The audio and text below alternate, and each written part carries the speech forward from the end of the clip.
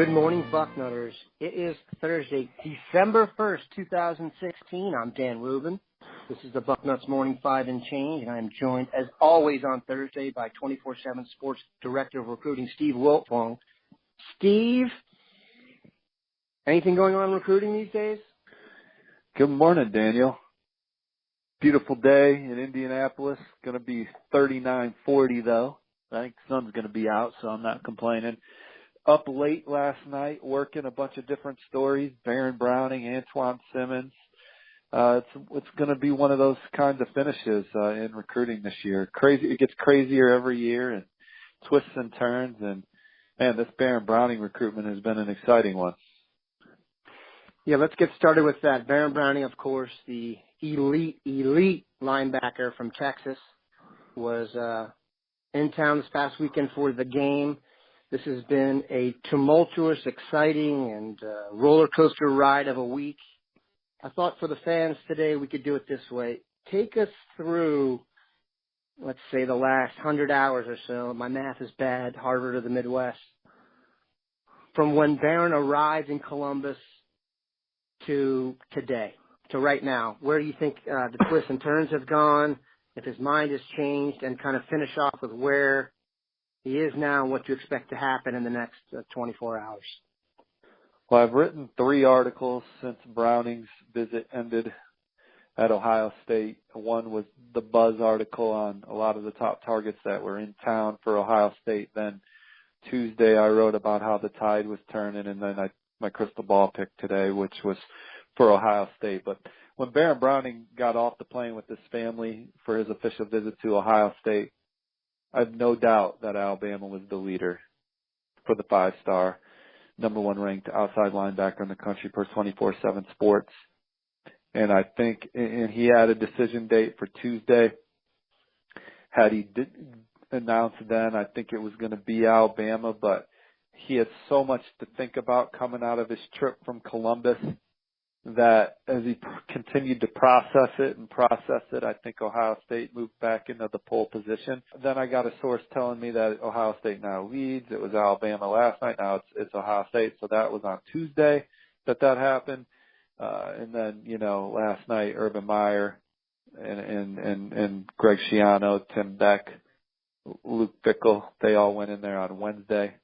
And I think if Baron Browning announces today, which a source said was the plan a day before Anthony Hines, I think he's going to pick Ohio State. But then I checked in with some people on the Buckeye side of things, and they're not sure that he's going to decide today. If he does, I think everyone thinks it's Ohio State. So we'll see. But Alabama, they're not just rolling over here, So they're trying to give Baron a lot to think about also. So if he doesn't announce today, I like where Ohio State stands, but it's a battle between 2 heavyweights trying to land the number 1 outside linebacker in the land. This is Ali Frazier, man. This isn't just 2 heavyweights. Wouldn't you agree with that? No doubt. No, yeah, absolutely. It's the two best head coaches in America competing their asses off on the trail for a kid, and these guys, the prowess that Alabama and Ohio State have on the trail is the reason why they're so damn successful on Saturdays. What do you think was the real reason his mind changed from Bama to Ohio State? Do you know? I don't really know all of that. I just think it's got to be a comfort thing, There's reasons. There's obvious reasons why he would go to both schools. I'm not sure what the difference is going to be. I can only tell you that the pulse that I'm getting when I ask my sources who's in command. I haven't really asked for the details of why they're in command, just that they're in command. Another guy, and so let's just end this with Ohio State's probably the clear leader right now. Let's hope he pops today. Do you have any percentage chance that he pops today? We think it's 50-50, lower than that? No, I couldn't tell you there. Couldn't tell you. Cool. Yeah. Also, another thing people need to understand about the crystal balls and guys on the message board saying stuff. I know there's been some consternation about people saying, "Oh, you said he was going to Bama," and then people getting on Alex for saying, Gleitman for saying, "Oh, he's going to." These kids change their mind. You can be right 24 hours later and be wrong. So people got to understand this. Well, go ahead. Looks like Alex and I were playing it different because if you read the way Alex was talking about his Ohio State pick, he was just saying in the end, I think it's going to be Ohio State. So boom, he stuck to that and good. He's got a good shot of hitting there, and good for my boy. For me, I try and ride the waves, and I've been doing that for years. So people understand that too. That sometimes I'm in there twisting and turning as the information changes, and so. That there's different ways that people do it, and then some people, they just wait till it's done and then they stamp it on there, and that's their way of telling the readers, hey, be on the lookout in the next 24 to 48 hours, and the readers know that that's how he uses it. So you just got to get a feel for the people that you trust on the crystal ball and how they work it, and then, go from there. Well, as long as he picks Ohio State, I don't think anybody will remember flips and flips. Let's talk about another guy whose name has really bubbled up heavily lately. Has not been a name we've discussed here on the BM5 really at all, and that's Markquese Bell, the athlete, 6'3", about a 200-pounder from New Jersey. I think he's projected probably as a safety or maybe eventually an outside linebacker. Was supposed to commit today. Another guy on your crystal ball flipped to Ohio State. What's the latest? Did you just ask me about Markquese Bell? Sorry, I got distracted by some news. I did. Well, what's the news? Anything we need to know? I woke up to a text from Bill Kurlick saying that Markquese Bell is not announcing, and I was like, I didn't know he was. So I was like, damn, recruiting is fast sometimes. You go to bed at midnight and you wake up to a text. Let's see what time Bill even sent me that. I mean, he sent me that. What time did Bill send that text? I was already down the list on my text. I think he sent it at 6:30 in the morning. So, and I know Bill had only been up for 2 hours at that point. All right. So I was like, damn, I didn't even know he had an announcement date. But I think Ohio State is where he wants to go. And I think Greg Schiano would love to coach Markquese Bell. And if there's any coach that you want standing on the table for you inside the meeting room, inside the Woody, I would put Greg Schiano at the top of that list for who, has, who's a guy that is greatly respected. I mean, they're all respected. That was a stupid statement, but if you want someone in that coach's office standing on the table for you, Greg Schiano's a guy that you want doing that. But the thing is how many guys can they take? Who all fits where? But all things standing right now, I think Ohio State leads for Markquese Bell, so that's my pick. You were the man earlier in the week. I said this on the Tuesday BM5 when I was talking with Dwayne. Pete Werner showed up as a crystal ball flip for yourself, and you had a great story about it. And I reminded the group, you're talking about a kid from Indianapolis and a reporter from Indianapolis. You're talking about a kid decommitting from Notre Dame, and you're talking about a reporter who once worked for Notre Dame. So I thought you probably had a good shot on that one. Give us the Pete Werner update starting from when maybe you kind of had a vibe things were going away from the Irish. Yeah, I used to work at the South Bend Tribune. That's where I got my start, and then covered Notre Dame for Scout and ESPN. With Pete Werner, so someone else reported. I wasn't first to report that Pete was at Ohio State on Saturday, so I messaged him, and he said all the right things about being solid to Notre Dame that I didn't really even pay it much attention.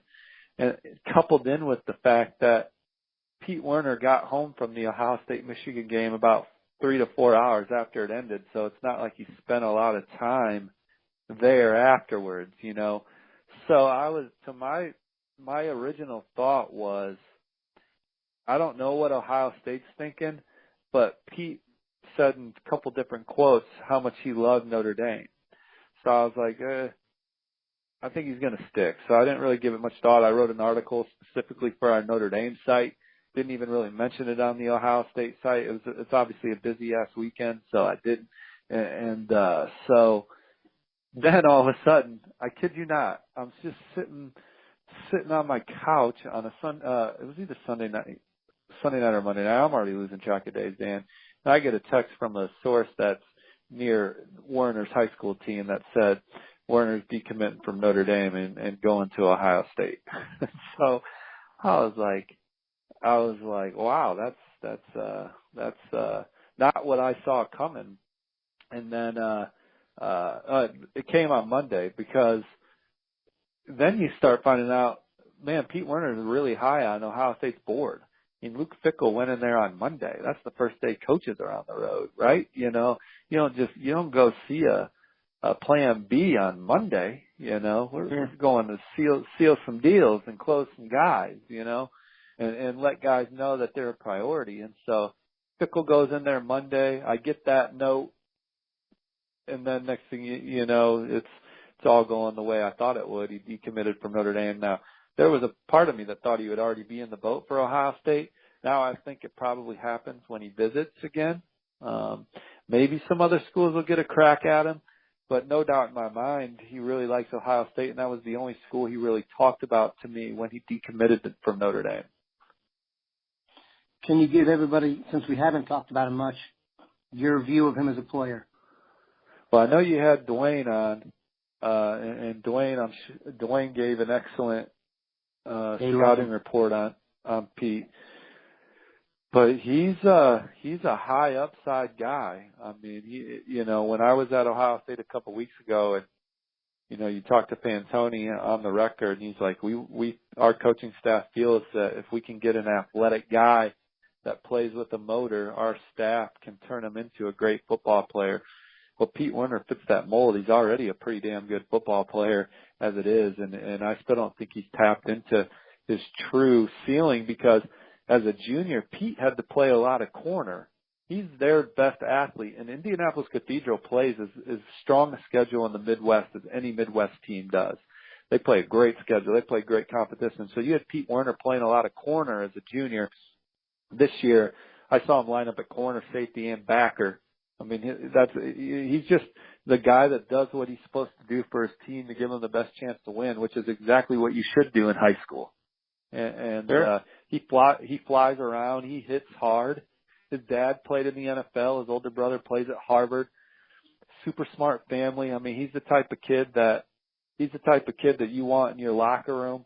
I mean, he's going to be a great student at Ohio State or wherever he goes, and then he's going to be a really good football player, a hard-nosed, hard-working kid that, when Mickey Marotti and those guys get their hands on him, and then Fickell and Schiano and then Urban, he's a high upside guy. Let's talk about some of the other names real quickly here.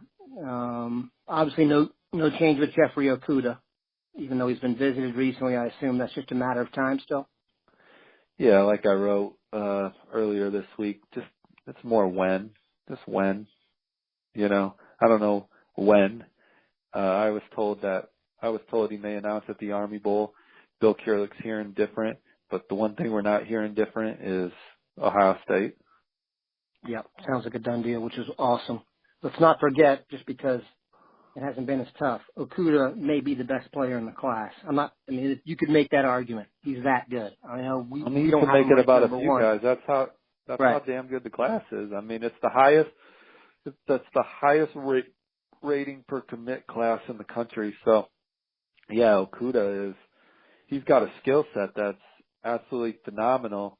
But, if Josh Myers ends up being an elite guy, he's probably going to get drafted higher because he's an O-tackle, so it's just crazy. Sure. Sean Wade, what a freak. He's in, Chase Young. Chase Young could end up being the best player in the class. He's not done growing, I don't think, and he could be that outstanding pass rusher. They got some cats walking around in this class. The only guy that I know for a fact will not be the best player in this class is Blake Haubeil. Yeah, I knew you were going to say that. Punter or kicker, or both. Let's talk about Antoine Simmons. Ann Arbor Pioneer guy. He's been in the class for a while, super hard hitter. As the dominoes fall, we find out recently he has decommitted. Should we assume that's because he's not psyched about the linebacker recruiting, or how do you figure that one? I mean, I don't like to go too in depth in these, but I think, right. I mean, Antjuan took a visit to Michigan State a couple of weeks ago, so him decommitting doesn't surprise me. People can speculate all the reasons why he did, and sure, that is what it is. But interesting though. I don't know if you saw this morning. I've never seen this before. 3 different crystal ball predictions came in for him this morning: Arizona, Notre Dame, and Michigan State. So, what's funny is I didn't need to change mine. I mean, I was on Notre Dame when his commitment to Ohio State was a surprise, and that happens with Alabama and Ohio State more than anybody. Those surprise, like out of nowhere, all of a sudden that guy's committed to one of those powerhouses, and so that just goes to show you how quickly and how powerful that offer is and how powerful they can close. Those staffs can close sometimes. So yeah, I actually didn't need to change my pick, but I think Antoine's going to go to Notre Dame now. I expect him to visit next weekend. And so someone had a funny moment where someone tweeted at me. So basically Ohio State and Notre Dame are trading 4-star linebackers. And I wrote, that's the way I see it right now. And then someone else chimed in and said, who's the player to be named later? So I thought that was funny. Yeah, Preach should consider. We're going to get a double-A pitcher out of it. One last name I want to touch on, and I always bring this guy's name up, even though I fully grasp it's somewhat of a long shot. Those are schools that wouldn't throw in cash considerations. I understand. They don't need to. They got cash. They want prospects. You're not sending them to the Marlins.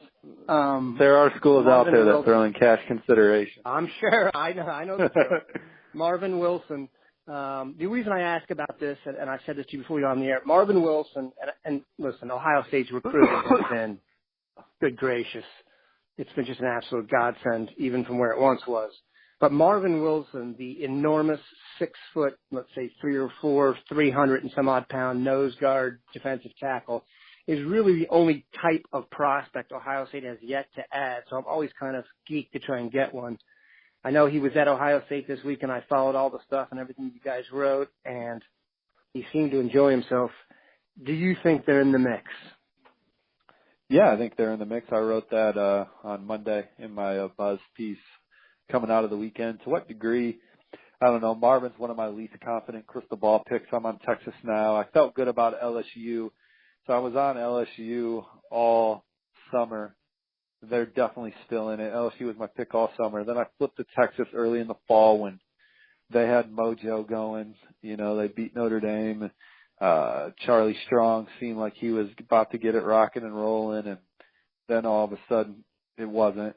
And so now I don't know where Tom Herman fits into this for Marvin. I know that Marvin's school had visited Houston several times, so there is a relationship, but is it enough of a relationship to beat out LSU, Florida State? And don't forget Alabama's in it for Big Marvin too, and then obviously Ohio State. So I honestly have no idea what Marvin's going to do. I do think Ohio State's in it, and I do think that Ohio State will recruit him hellaciously, and then we'll see what happens. He's a hat dance guy on signing day, don't you think? I think he'll go the distance. I don't know. I really don't know what his commitment plan is. It may be out there, and I just missed the article. Maybe he's announcing at the Under Armour game. I don't know. Ladies and gentlemen, if you follow recruiting, these are the days you need to be on Bucknuts and be thankful we have a staff with guys like Steve Wiltfong, Bill Kurlick, Alex Gleitman, who've been working around the clock, as we have noted. Keep it locked into Bucknuts today, because as we said, this is a point where nothing would surprise anybody. Baron Browning could commit today. It could be later. Who knows what could happen today? Keep it locked into Bucknuts. Stay on the message boards. Follow our guys.